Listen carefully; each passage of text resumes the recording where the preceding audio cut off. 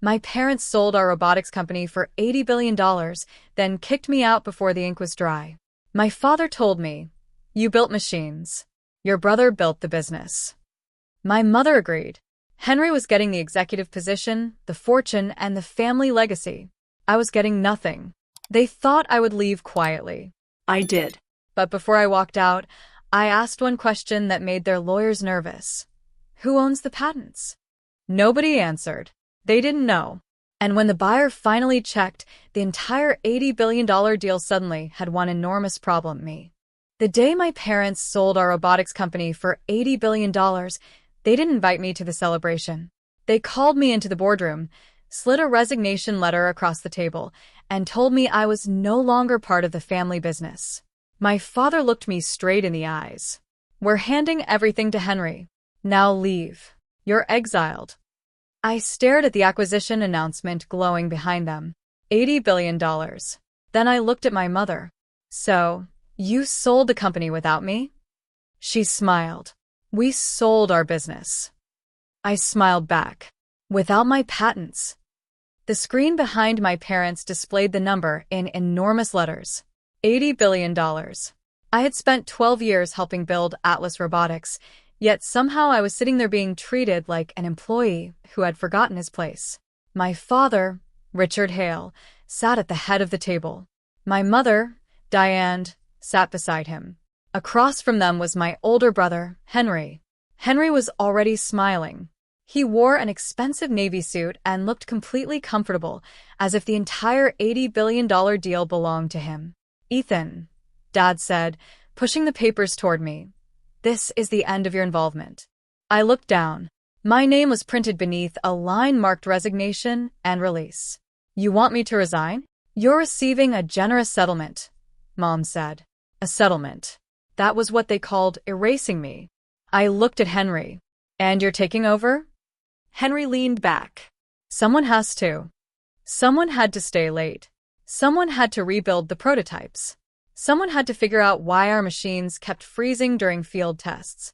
For years, that someone had been me." Atlas Robotics had started in a converted warehouse outside Boston. Dad handled investors. Mom handled contracts and operations. Henry eventually took over sales and corporate strategy. I handled the technology. Our first robot was barely functional. It was covered in exposed wiring, cheap sensors, and aluminum brackets. Half the time it crashed into walls. But I believed in it.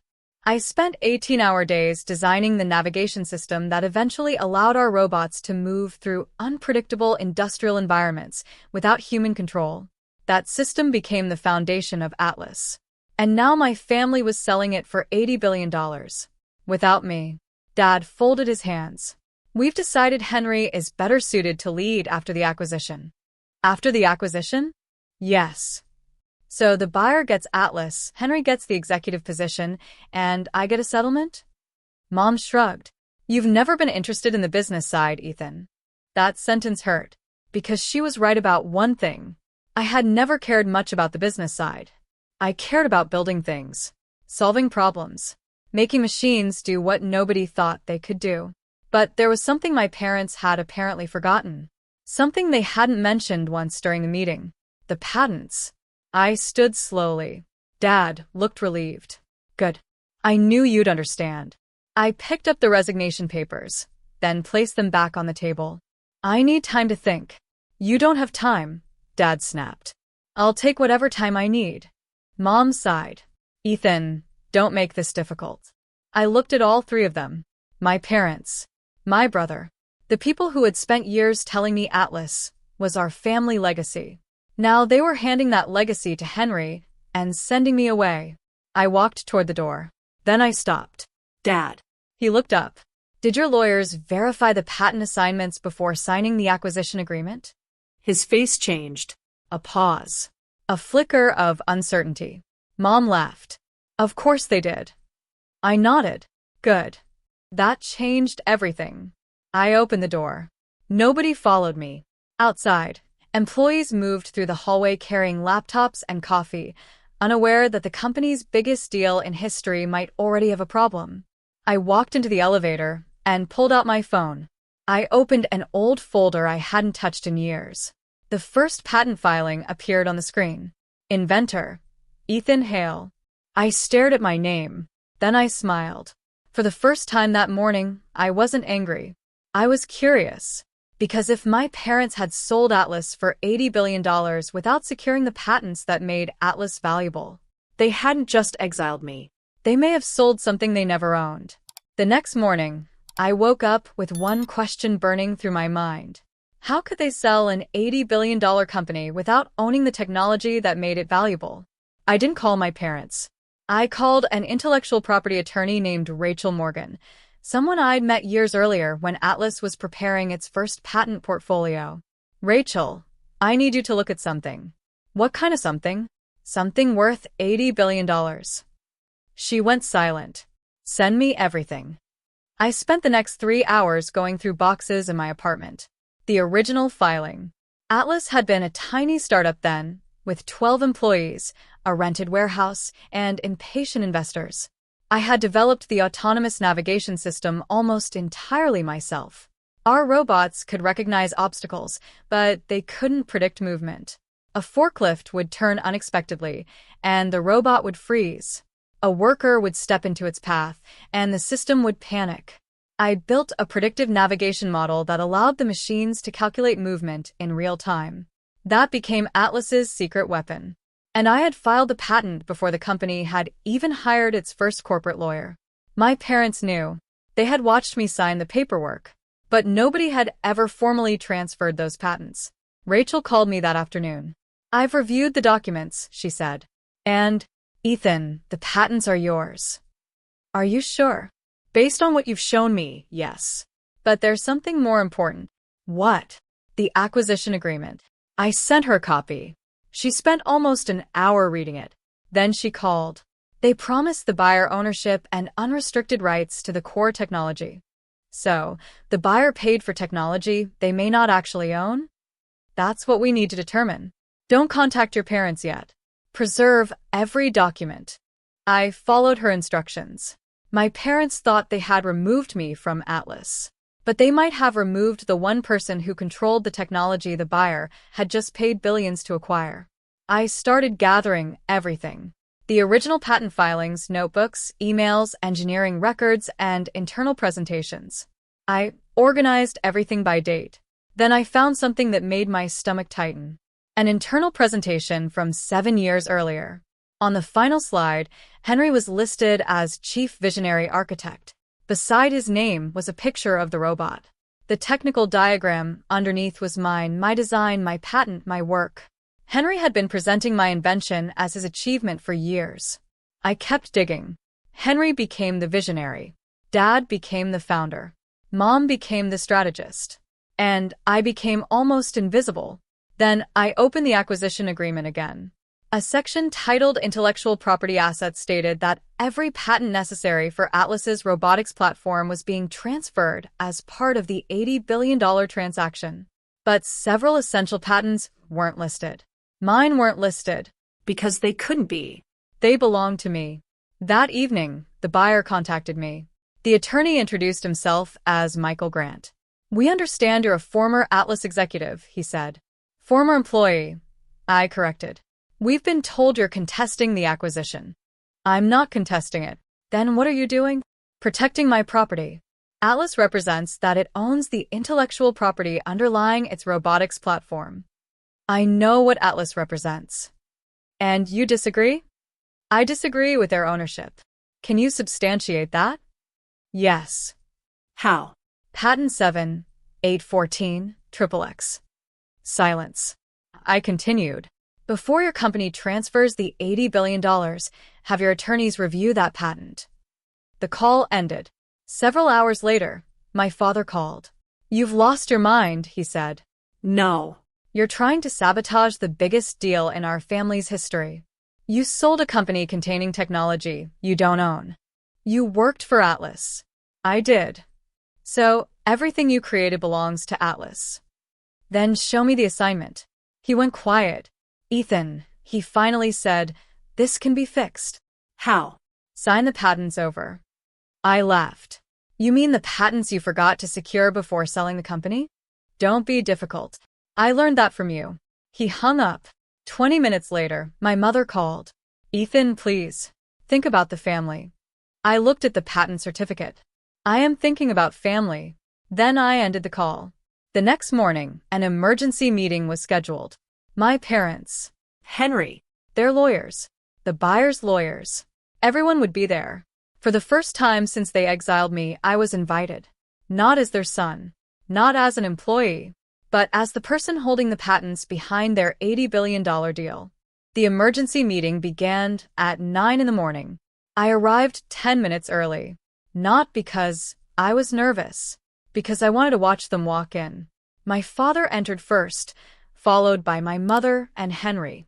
Michael Grant, the buyer's lead attorney, followed with 3 other lawyers. My father sat down. Let's get this over with. I looked at him.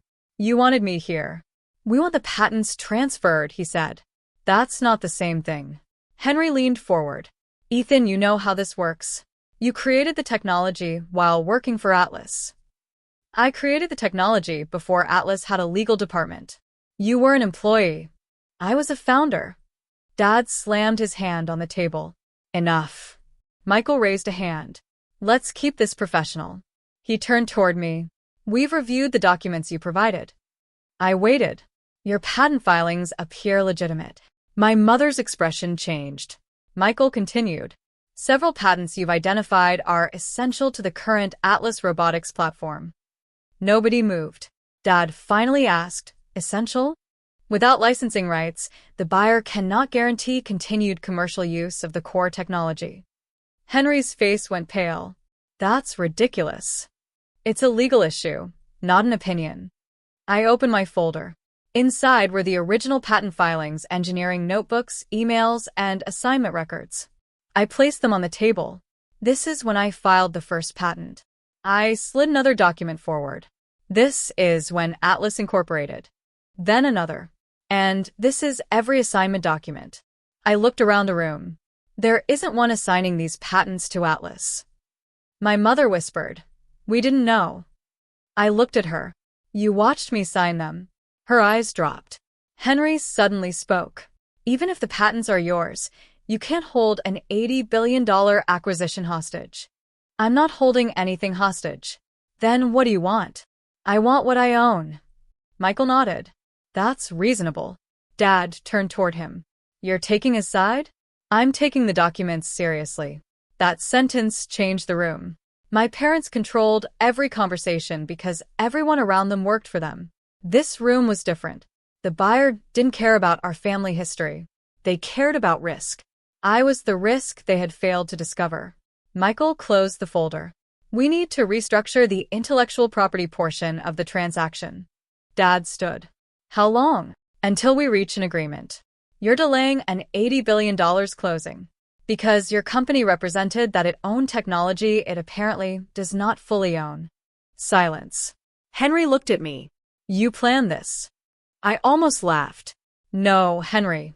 You planned everything. I mean my replacement. His face changed. You took credit for my work. Dad told investors you were the technical visionary. Mom told everyone I wasn't interested in leadership. Then you sold the company and exiled me.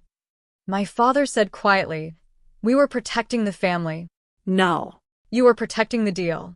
Michael looked at me. What would resolve this? I took a breath. I want the patents to remain mine. Dad immediately shook his head. Absolutely not. I'll license them to the buyer.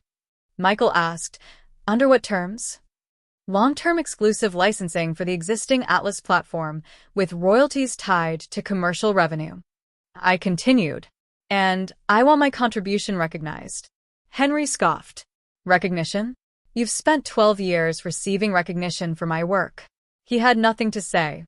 The negotiation lasted nearly 4 hours. By the end, the acquisition was still alive, but the terms had changed. The buyer would acquire Atlas. My patents would remain mine. Atlas would receive the licenses necessary to continue using them.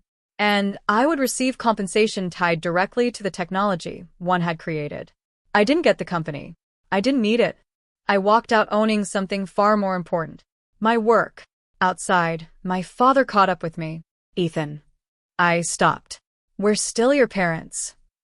I turned around. Then you should have treated me like your son. He looked away. We made mistakes. You made choices. Months later, I started a new robotics company. It was smaller than Atlas. No family politics, just engineers, prototypes, and problems. On the first day, one young engineer asked me why I had started over after everything that happened. I looked at the prototype because I finally realized something. What? They could erase my name from their company. I smiled, but they couldn't erase my name from the patents. And that became the beginning of my second life. My parents sold Atlas for $80 billion and told me I own nothing. They were wrong. I didn't own their company anymore. I owned the technology that made everyone believe it was worth $80 billion in the first place.